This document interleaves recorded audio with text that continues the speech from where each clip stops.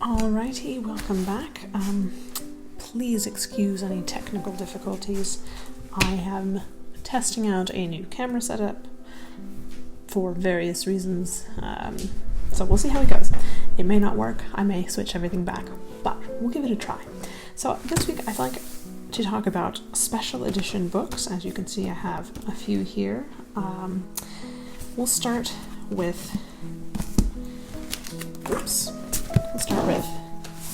this guy. Okay, so the thing about special edition books is if you've been anywhere around Book Talk or YouTube, BookTube, Bookstagram, anything like that, if you've been anywhere in the book world, you'll see people who have the special edition books. They often have them displayed on their shelves like so, with the fancy sprayed edges facing outwards, and you've got rows and rows and rows of them. They're color coordinated. If you've been to Barnes & Noble, you'll see them in the fantasy section. Even romance books are starting to have sprayed edges and fancy editions and all that stuff, and it's really cool in my opinion. I like books that look good, because it was not long ago when books were just kind of whatever. You bought them for the story, you didn't buy them for the cover.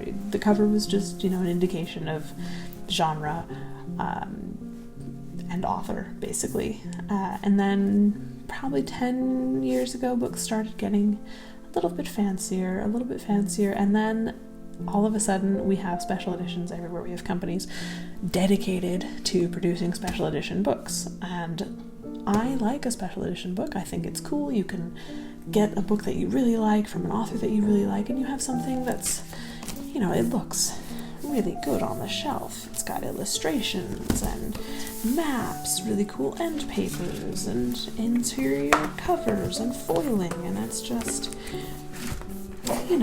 it's really cool. This book, The Breaking of Realms, I bought from an author I know. This was her Kickstarter book. It is absolutely stunning. It's got, really cool art on the front, the sprayed edges. It's got chapter headings and, hold on, I just passed it, illustrations, character art, that sort of a thing. It's pretty freaking cool. It was fairly expensive, I will give you that.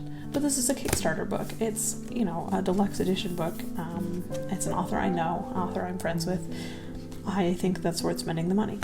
So you get special edition books. It's cool. I like having it on the shelf. The shelf looks nice. Lovely. And then you get into things like these two. We'll start with the ACOTAR book. This is the A Court of Thorns and Roses Barnes & Noble Night Court Edition book. I bought the whole set because I didn't have a physical copy of these books. And the reason I spent the extra money to buy this set is because I really hate the regular books. They're just neon with those kind of creature things on the front, the designs or whatever. And I don't really love this. It's the black. I like black. Black is fine. I think it looks good. I don't care about sprayed edges on this particular edition. This is just whatever. But as far as ACOTAR goes, there are, 20 or 30 different special editions of these books. Some with illustrated art, some with the original art, some with fancy sprayed edges, some with extra dust covers and all that stuff. And I really like these books. I think they're fun. Are they the best books in the world? No. But I enjoyed them enough that I wanted a physical copy for my shelf, and I didn't want the regular covers because I think they're quite ugly.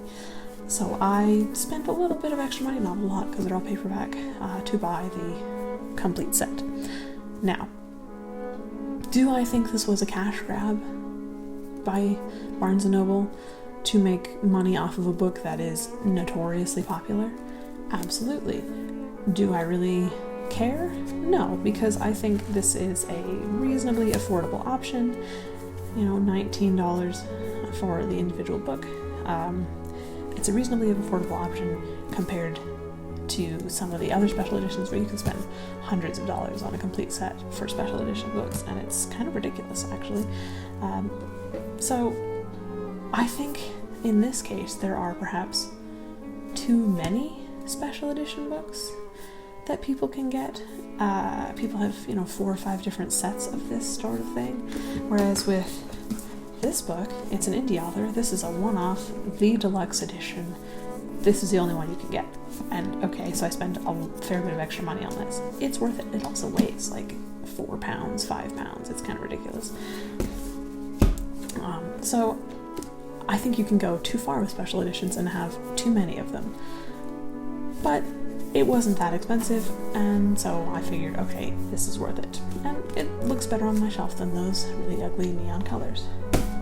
Now, moving on to this book, I got this from the Fairyloot adult book only subscription box. It is the latest V.E. Schwab book, and frankly, I don't really care much about this one. I've only been subscribed to Fairyloot for a couple of months, and then I decided, it wasn't really worth it. I wasn't really enjoying the books. And for most people, the Fairyloot books are the ones you see on the shelves with the sprayed edges facing outwards, and people take the fancy pictures and whatnot. They'll show off all the end paper art and the foiling and so on and so forth. And I will admit, it's a very pretty book. But because I don't really care about the book itself, the story in the book itself, I don't really care that it's a special edition, to be honest. It's just another book to me. That is my problem with some of these book subscription boxes. I've subscribed to a few over the years. Owl Crate was the first one, and then I didn't really like the books, so I canceled it. And then Illumicrate I tried, and it was fine for a while, but I didn't really like the books, so I canceled it. And in this case, Fairyloot, I got the first month subscription. I got The Night and the Moth, which I did actually like that book, but I already had a copy, so I didn't need a second copy, and so why bother with the special edition when I had a perfectly adequate one on my shelf already? And in this case, it's beautiful. The edges are nice, but I don't really care about the book. I've read V.E. Schwab. I liked The Invisible Life of Addie LaRue. I thought it was, a pretty good book. I've got that one on my shelf. I read A Darker Shade of Magic, and I didn't really care for that one. And this one, it sounds fine, I guess. It's vampires and sort of over the years and so on and so forth, and frankly, I just, it doesn't really interest me. So, do I care that this is a special edition book? No. Now, for this book, I spent approximately $36, including shipping and tax, to get this book. That's how much the Fairyloot adult book only subscription cost for me. If I were to go onto a book resale site and try and sell this book, I could probably sell it for $80 to $100. Why? Because people really, really like collecting the Fairyloot special edition books. They're nice and they look good on the shelf. But it's kind of ridiculous how much of a markup there was even a couple of days after getting this in the mail, when the actual subscription price is fairly reasonable for a special edition book. It's a lot. And this right here, this is my problem with special edition books. They're lovely. They look good on the shelf. They make me happy, looking at the art and the design and whatnot. That's great.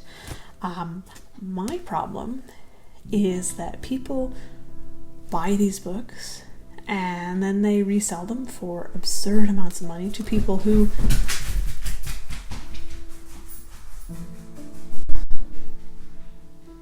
really want the book. And I think that's wrong. If you want a special edition book and you aren't on the subscription list, okay, yeah, you should be able to find someone who doesn't want the special edition book like me and buy it for a reasonable amount of money.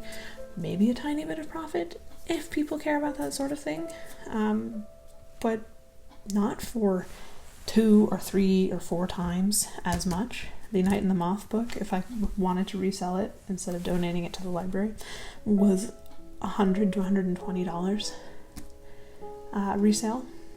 It's kind of absurd, and so I have a problem with that. with the buying and then reselling and scalping people just because they want the pretty book on their shelf because it's popular. That I have a problem with. And then we have The Hobbit. This is the Easton Press edition of The Hobbit. I bought the whole set. Actually, I got it for Christmas, so I didn't personally buy it, but I know how much it cost. And, you know, I think it's beautiful. It's got beautiful gold edges. It's leather bound. Actually, it might be faux leather. I can't tell. It's got the foiling. It's got some original illustrations. It did have a map in here, but I'm currently having it framed on my wall, so that's not in there right now. And so I have the whole set, The Hobbit, Lord of the Rings, and Silmarillion. And the only reason I really wanted this set when it's absurdly expensive, it was like $400 for 5 books, is because these are my favorites. Yes, it's an absurd markup. Yes, actually in this case the resale value of Easton Press books is not nearly as high as buying them original. But it's a favorite book, it's beautiful, and so I really like it. For me, the important part is that I like the book. I like this book. I like this book. I like this book. Therefore, I'm willing to invest in the special editions. This one, I don't really care as much, so I'm happy to donate it to my library, who can find someone to buy it at the library sale, and they can make some money off of it and fund future books. But special edition books have kind of become ubiquitous almost. I will find new release books where it's just automatic that the edges are sprayed and the cover is fancy or foiled or whatever. And I like a beautiful book, I really do, but am I willing to spend more money on a book just because it's special? Only if I like the story. And frankly, I think that's the most important bit. Books should have a good story. They can be beautiful. They should be beautiful. I have no problem with that.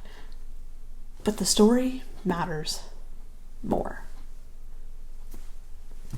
So, what do you think about special editions? Do you collect any special editions? Do you want any special editions? Or are you just here for the story? Let me know what you think, and I would love to hear from you. See you.